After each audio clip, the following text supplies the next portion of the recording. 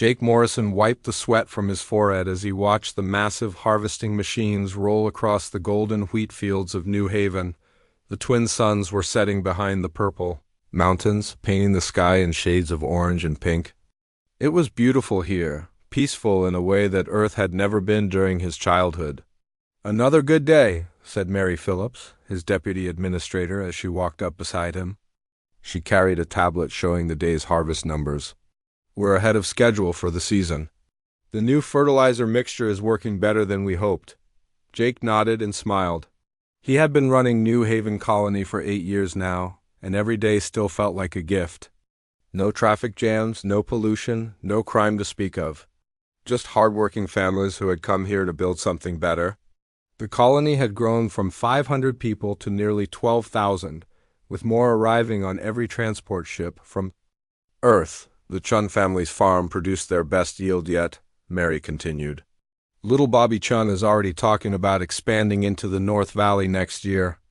"That boy has farming in his blood," Jake said. "His parents made the right choice coming here." 3 systems away, Linda Baker was having a different kind of day. She floated in the zero gravity of Copper Ridge Mining Station, watching her crews work the asteroid fields through the observation deck's thick windows. The massive mining ships looked like metal insects as they carved precious metals from the floating rocks. "Station 3 just hit a new vein of platinum," her assistant Tom Bradley reported over the comm. "Could be the biggest find this quarter," Linda smiled. The mining colonies were harder work than the farming worlds, but they paid well. Most of her workers were supporting families back on Earth or saving money to bring their loved ones out to the colonies. It was honest work, and the people who did it were proud of what they accomplished. "Tell the crew on Station 3 they've earned a bonus," Linda said, "and make sure the safety protocols are followed. I don't want anyone getting hurt over a piece of metal, no matter how valuable." The colonies were humanity's quiet success story. 17 worlds now, spread across 4 star systems. No armies, no weapons, just people building homes and raising children under alien suns. The colonial transport ships carried teachers, doctors, engineers, and farmers. They brought seeds and books, not guns and soldiers, on Earth. President Helen Carter was reviewing the monthly colony reports in her office. The numbers were good as always. Food production was up, mineral extraction was meeting targets, and the population was growing steadily. The colonies were becoming self-sufficient, just as planned. "The Hegemony Council has called another session," her aide Peter Walsh informed her. "They're discussing human expansion again." Helen sighed. The Hegemony Council was made up of 12 alien species who had been spacefaring for centuries before humans even invented the wheel. They saw themselves as the rightful rulers of the galaxy, and humanity's peaceful expansion made them nervous. "What are they complaining about this time?" Helen asked. "The usual. We're taking too many systems, growing too fast, not respecting traditional boundaries," Peter replied. "Ambassador Thekvar of the Zentari is pushing for action." Helen shook her head. "The Zentari were warrior poets who valued tradition above all else. They didn't like that humans had gone from first contact to 17 colonies in just 40 years. But there was nothing in galactic law that prevented peaceful settlement of unclaimed worlds." "Let them complain," Helen said. "We're not breaking any laws, we're just building better lives for our people." Far away in the Hegemony Council chambers, Ambassador Thekvar stood before his peers. His blue-scaled face was marked with the ritual scars of his people, and his voice carried the authority of a species that had ruled star systems when humans were still living in caves. "The humans grow too bold," he declared. "They claim system after system with no regard for galactic order. Their expansion threatens the balance we have maintained for millennia." "They are peaceful," countered Ambassador Velnath of the Aquari. "Their colonies have no weapons, no military presence. They grow food and mine metals? How does this threaten anyone?" "Numbers are a weapon," Thekvar replied. "Today they have 17 worlds. Tomorrow it could be 70. Eventually they will outnumber us all." The debate continued for hours, as it had for months. Some species saw humans as a curiosity, others as a potential threat, but they all agreed on one thing: humanity was different. Most species expanded slowly, carefully, with military escorts and established protocols. Humans just loaded up ships with civilians and headed for empty worlds. "They are either very brave or very foolish," observed Ambassador Crindock of the Hive Collective. "To spread so far with no protection invites disaster." "Perhaps," Vikvar said. "It is time to teach them about the dangers of the galaxy." Back on New Haven, Jake Morrison was having dinner with his family. His wife Susan had made her famous vegetable stew using produce from their own garden. Their daughter Lisa, now 16, was telling them about her plans to study agricultural engineering. "I want to help design better farming systems," Lisa said. "Maybe we can grow crops that the other species would want to trade for." "That's a wonderful idea," Susan said. "Trade builds friendships." Jake smiled at his daughter's optimism. The colonies were full of young people like Lisa, who saw the future as bright and full of possibilities. They had never known war, never seen violence beyond the occasional accident or natural disaster.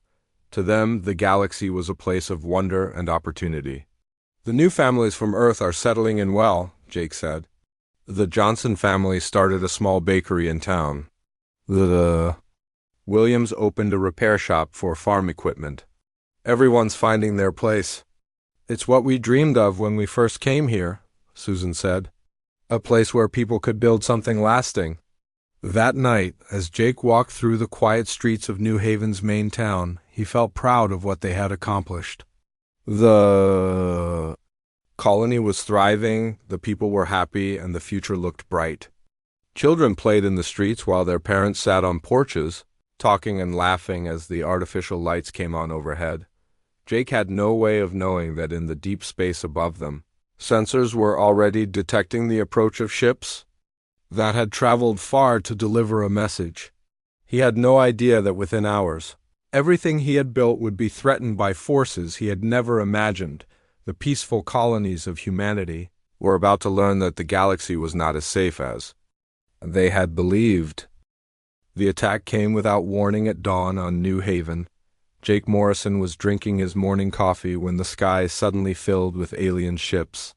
They appeared out of nowhere, their dark hulls blocking out the twin suns as they moved into position above the colony. "Susan, get Lisa to the basement," Jake shouted to his wife as he ran outside. All around him, colonists were pointing at the sky in fear and confusion. The ships were massive, larger than anything humanity had ever built. Strange. Symbols glowed along their sides, and weapon ports were clearly visible. Mary Phillips came running up to Jake, her face pale with terror. "The communication center is trying to reach Earth," she said. "But those ships are jamming most of our signals." Jake grabbed her arm. "Get everyone to the emergency shelters, now. This isn't a friendly visit." The lead ship began broadcasting a message in broken English. The voice was harsh and alien, filled with authority and contempt. "Human colony, you will surrender immediately. Your expansion ends today. Resistance will result in total destruction." Jake felt his blood run cold. These weren't traitors or diplomats. These were conquerors. He ran toward the town center, helping to guide families toward the underground shelters they had built for storms and emergencies. He never imagined they would need them for this. "Daddy, what's happening?" Lisa asked as Susan pushed her toward the shelter entrance. "Just stay safe, sweetheart," Jake said, kissing her forehead. "Everything will be okay." But he knew it wouldn't. The alien ships were positioning themselves for bombardment. Their weapons were charging with a low humming sound that made the ground vibrate. Jake helped the last of the children into the shelter, then turned to face the sky. The first plasma bolt hit the colony's power station. The explosion was so bright that Jake had to cover his eyes. When he looked again, the entire facility was gone, replaced by a smoking crater. The alien ships fired again and again, systematically destroying every building, every farm, every sign of human presence. Jake ran for the shelter as the ground shook beneath his feet. Behind him, the school, where Lisa had learned to read, was vaporized. The hospital where his neighbors had been born was turned to ash. The library full of books from Earth was reduced to nothing. He didn't make it to the shelter. The plasma bolt that hit the communications center sent a shockwave that knocked him to the ground. The last thing he saw before the world went dark was the alien ships continuing their methodical destruction of everything he had. Spent 8 years building at Copper Ridge Mining Station, Linda Baker watched in horror as the attack began. The alien fleet had appeared around the asteroid field with the same terrifying suddenness. Her mining ships were trapped, their crews desperately trying to reach the station before the shooting started. "All ships, emergency docking now, Linda." Ordered over the com. "Forget the equipment, just get back here." But the alien ships didn't wait.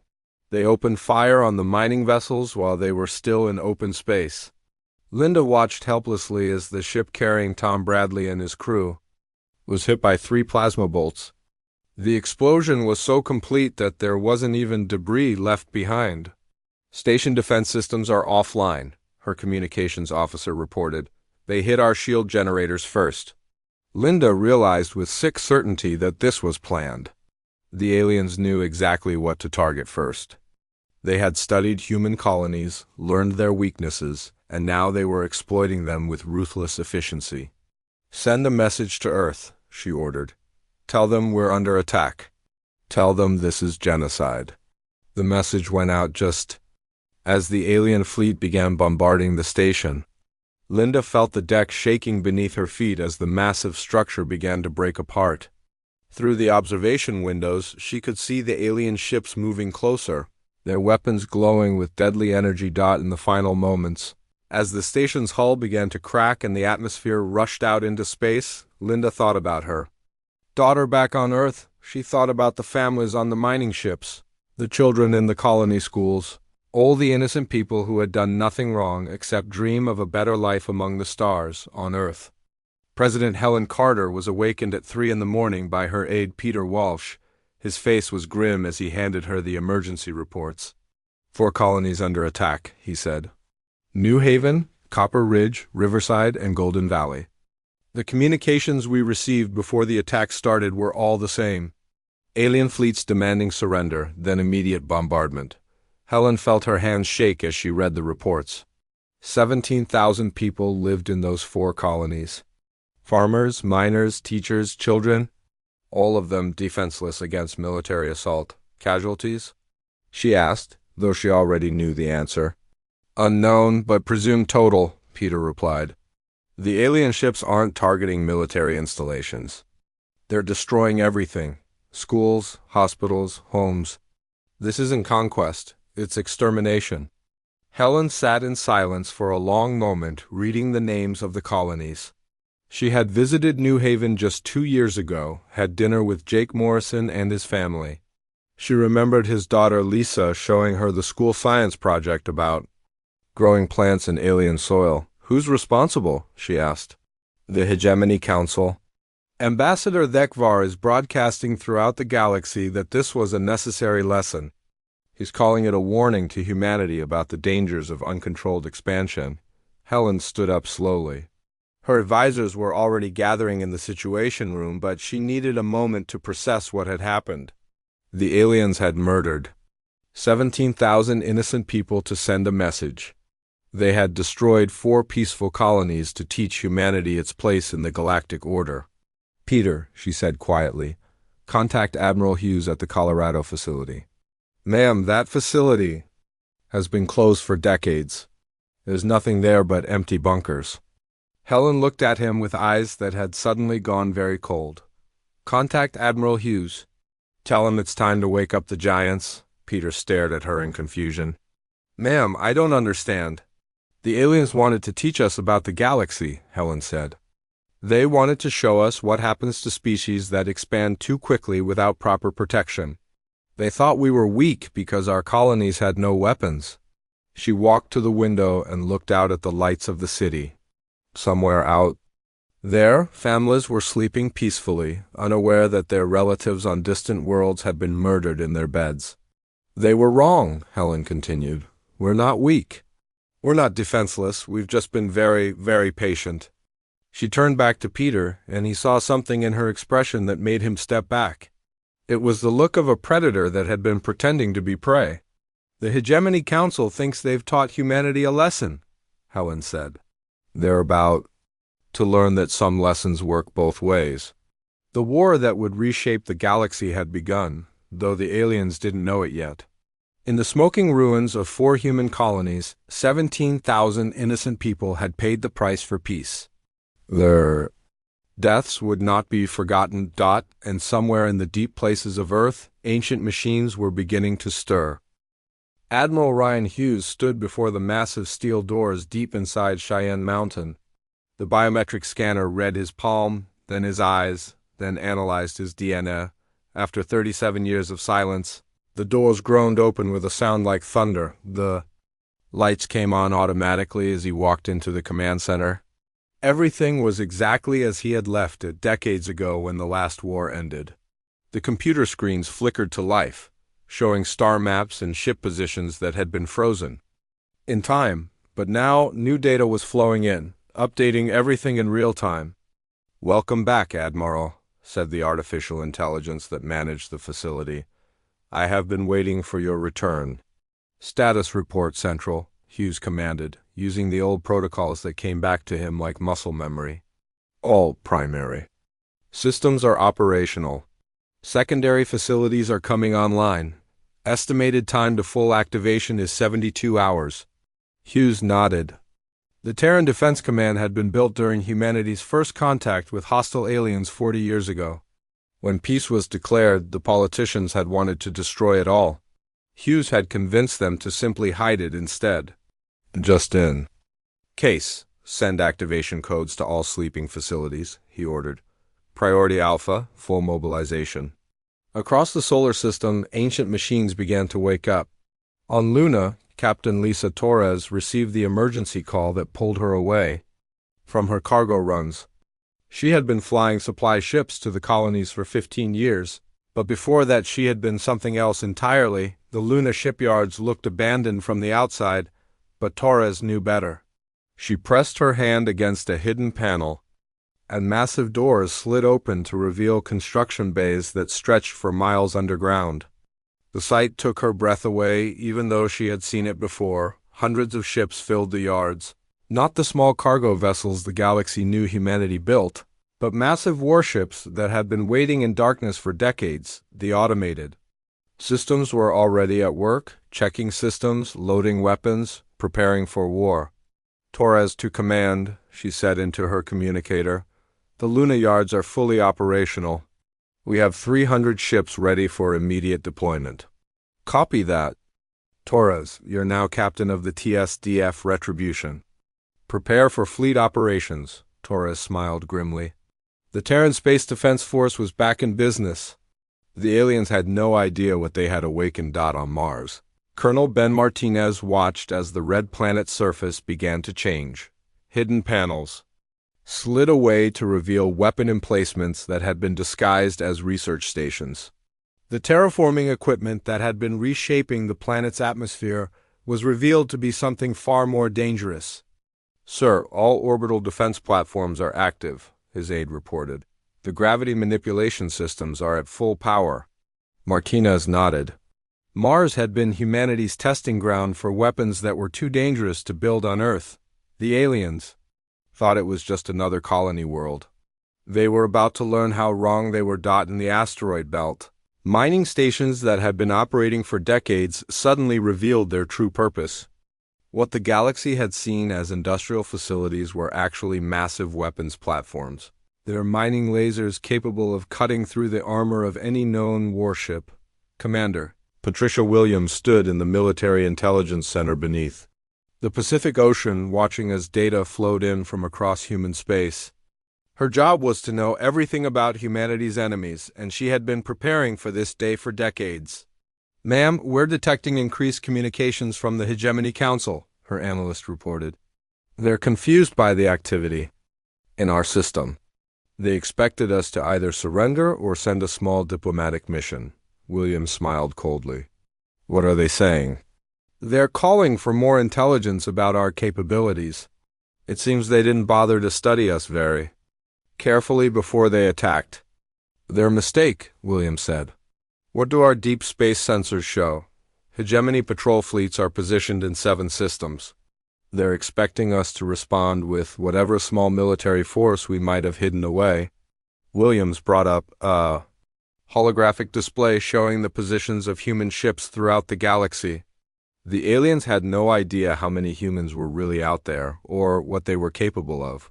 They killed 17,000 innocent people to teach us a lesson, she said. Time to teach them one in return. The transformation was happening everywhere. On Earth, factories that had been producing farming equipment and colony supplies suddenly switched to military production. The workers didn't even seem surprised.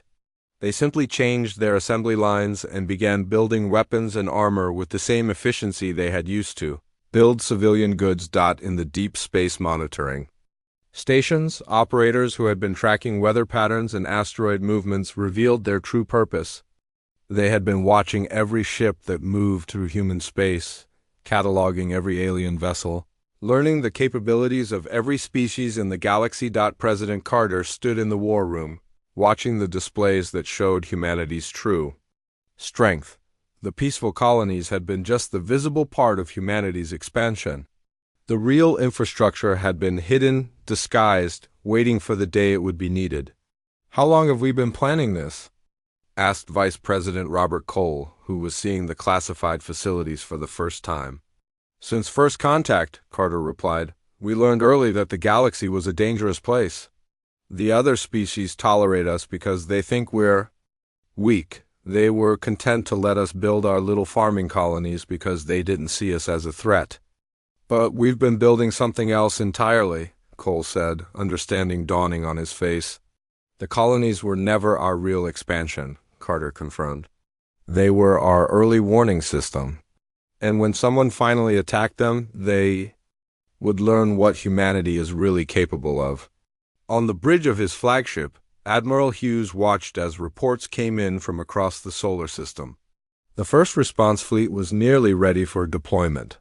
300 ships, each one more advanced than anything the aliens had ever seen. Sir, we're receiving surrender demands from the Hegemony Council, his communications officer reported. They're ordering us to withdraw from all colonial systems and submit to their authority. Hughes laughed, a sound without humor. Tell them.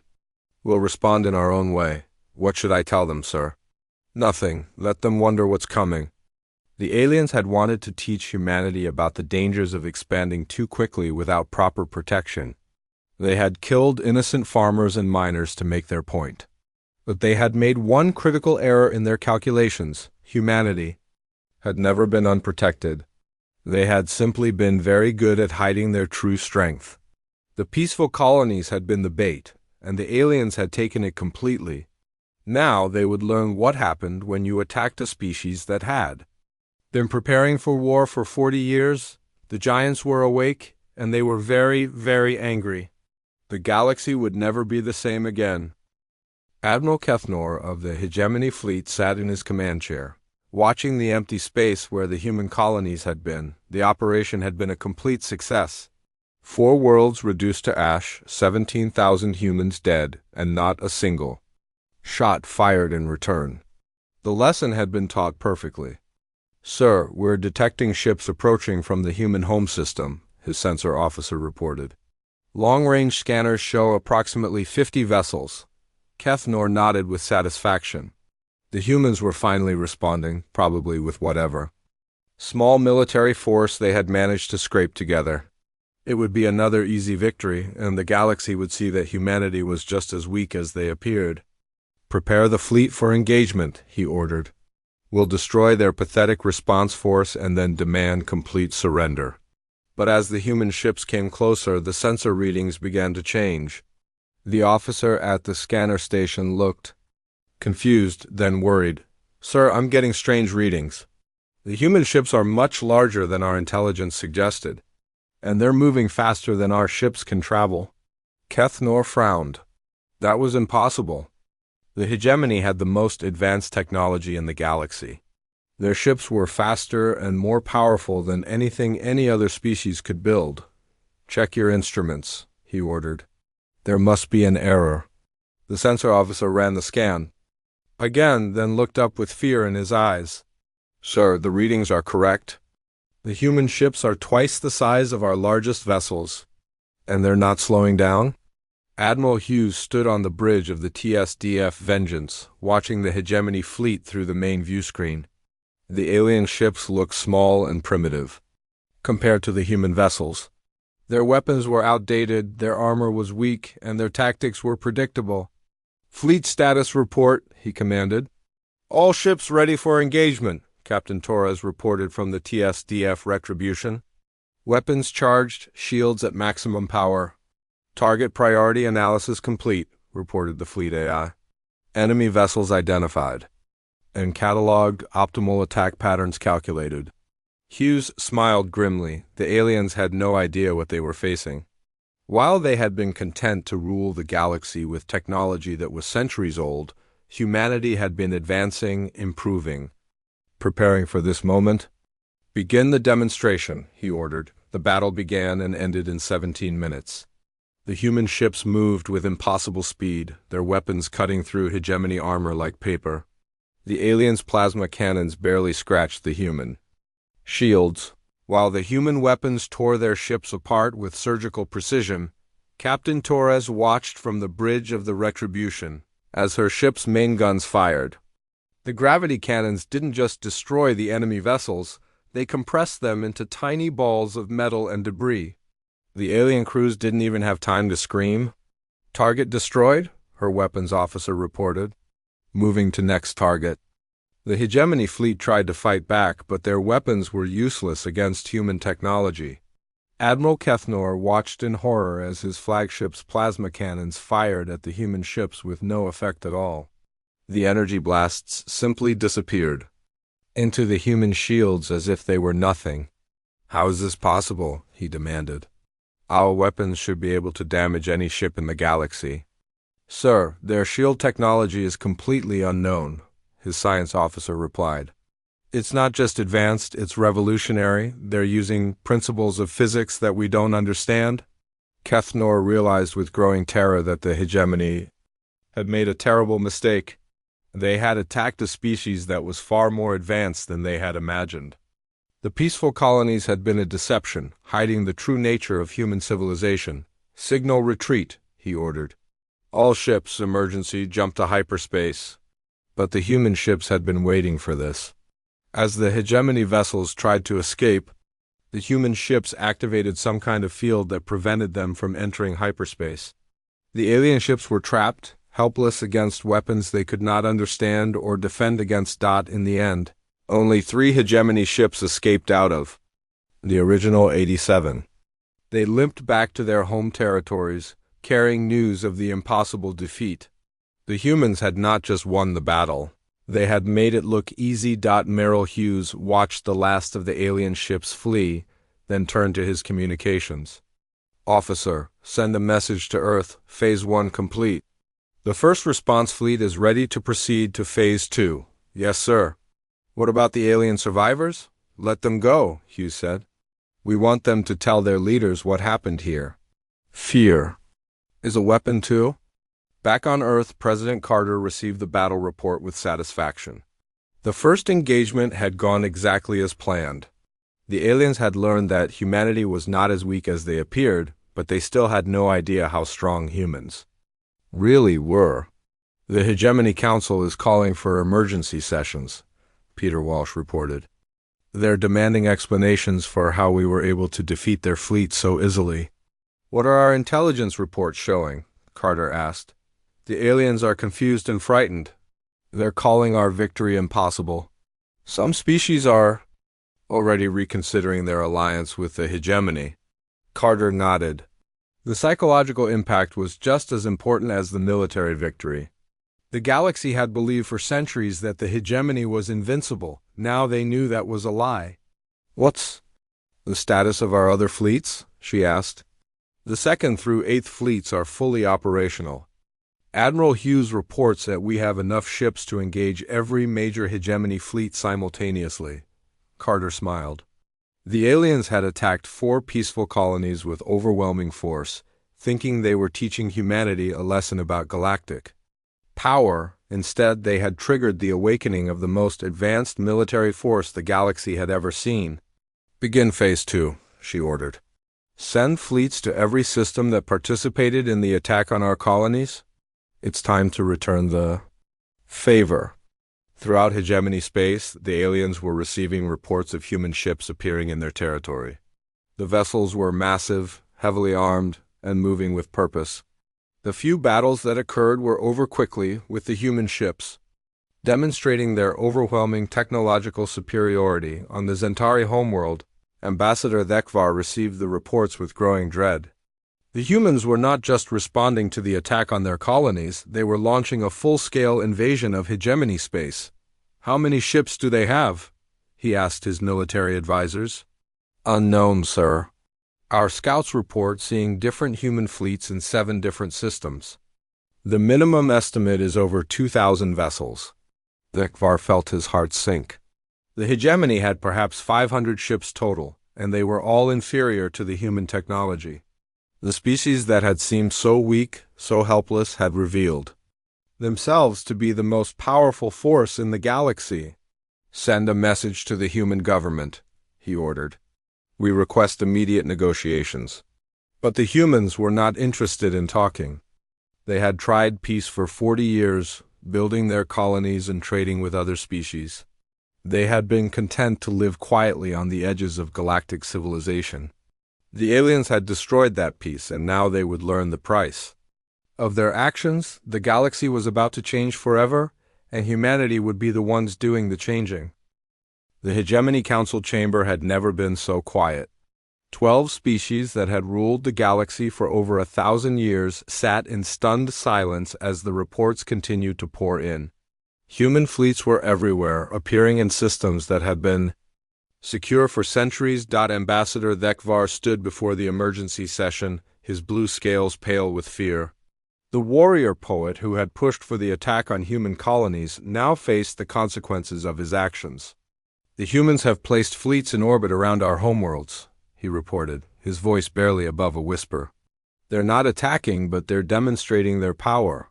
The ships around my world used their gravity weapons to rearrange 3 of our moons into a perfect sphere around the planet."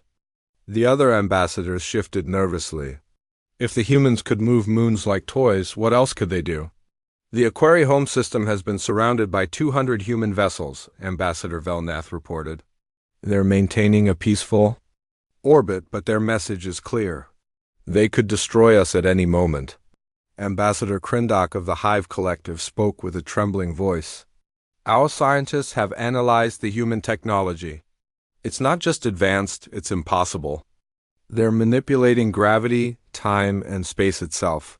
We are dealing with forces we cannot comprehend." The chamber fell silent again. For 1,000 years, the hegemony had been the dominant power in the galaxy. Their technology was the most advanced, their fleets the most powerful.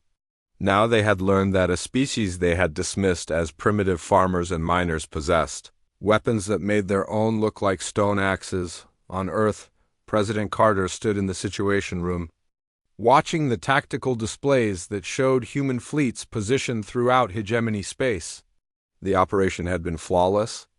Every world that had contributed ships to the colony attacks now had human vessels in their orbit. "Status report," she requested. "All fleets are in position," Admiral Hughes reported via secure communication. "We have complete tactical superiority in every system. The aliens are requesting immediate negotiations." "What are their casualties?" Carter asked. "0, ma'am. We haven't fired a single shot since the initial engagement." "The demonstration of power has been sufficient," Carter nodded. The goal had never been genocide, despite what the aliens had done to the colonies. It had been to establish a new order in the galaxy, one where humanity would never again be seen as weak or vulnerable. "Open a channel to the Hegemony Council," she ordered. The communication system activated, and President Carter found herself looking at the terrified faces of the alien ambassadors. These beings who had ordered the deaths of 17,000 innocent humans now cowered before her like children. "Members of the Hegemony Council," she began, her voice calm and steady. You attacked our colonies, you murdered our people. You wanted to teach humanity its place in the galaxy. Vekvar tried to speak, but Carter continued without pause. You succeeded, we have learned our place. We are the strongest species in the galaxy. We have technology you cannot match, weapons you cannot defend against, and fleets you cannot defeat. The question now is, what is your place in the new order? We wish to negotiate, Vekvar stammered. Surely we can reach some accommodation. Accommodation? Carter's voice grew cold. You didn't offer accommodation to the children in our schools. You didn't negotiate with the families in their homes. You came without warning and killed without mercy. The alien ambassadors looked at each other desperately. They had no weapons that could threaten humanity, no allies who could help them, no leverage to bargain with. What do you want? Ambassador Velnath asked. Carter had been waiting for this question. Unconditional surrender. Complete disarmament of all hegemony military forces. Reparations for the families of the murdered colonists. An acknowledgement that humanity is now the dominant power in this galaxy? That's impossible, Krindok protested. You're asking us to give up our sovereignty? You gave up your sovereignty when you attacked our colonies, Carter replied. The only question is whether you surrender now or whether we demonstrate more of our capabilities. To emphasize her point, the human fleet around the Zentari homeworld activated their gravity weapons again. This time, they lifted an entire mountain from the planet's surface and gently placed it in orbit around the world. The message was clear. If humanity could move mountains, they could certainly move cities. The surrender came within hours. The Hegemony Council voted unanimously to accept human terms. Their military forces would be disbanded, their weapons turned over to human authorities, and their worlds would become protectorates of the new Terran Federation. But humanity was not finished. Admiral Hughes received new orders to establish permanent bases throughout former hegemony space. The peaceful expansion would continue, but now it would be backed by the most powerful military force the galaxy had ever seen. Jake Morrison stood in the rebuilt town square of New Haven, watching children play where their predecessors had died. The memorial wall listed the names of the 17,000 colonists who had been murdered, but above it flew the banner of the Terran Federation. He had survived the attack, pulled from the rubble by rescue teams that had arrived with the human fleets. Many others had not been so lucky, but their deaths had not been in vain. They had triggered the awakening of humanity's true power. The new families are settling in well, Mary Phillips reported. She had also survived, though she walked with a limp from her injuries. The colony population is back up to 15,000 and growing, Jake nodded, but his attention was on the sky. Human patrol ships moved across the horizon, their sleek forms a reminder that New Haven would never again be defenseless. The galaxy had learned that attacking human colonies was a mistake that would not be repeated. Linda Baker stood on the observation deck of the new Copper Ridge station, watching the mining operations resume. The facility was larger than before, with defensive systems that could destroy any attacking fleet. She had lost friends in the attack, but she had also gained something valuable, the knowledge that humanity would never again be victims. Production is ahead of schedule, her new assistant reported. The automated defense systems are working perfectly. Linda smiled.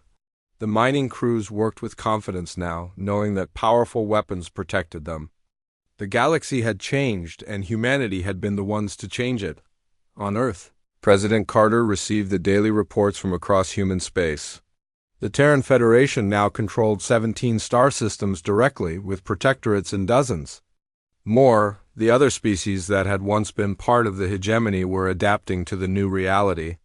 The Aquari have requested permission to establish trade agreements, Peter Walsh reported. They're offering their ocean world resources in exchange for human protection. And the others? Carter asked. Similar requests? The entire galaxy is realigning itself around human power. They're all eager to be our allies now that they've seen what we can do. Carter allowed herself a moment of satisfaction. The aliens. had wanted to teach humanity about galactic power. They had succeeded beyond their wildest nightmares. The peaceful farmers and miners had revealed themselves to be the inheritors of the galaxy. The giants were awake, and they would never sleep again. In the depths of space, human shipyards continued their work, building vessels for threats that had not yet revealed themselves. Humanity had learned that the galaxy was a dangerous place, and they had prepared accordingly. The age of human dominance had begun, and it would last for as long as the stars themselves burned in the void.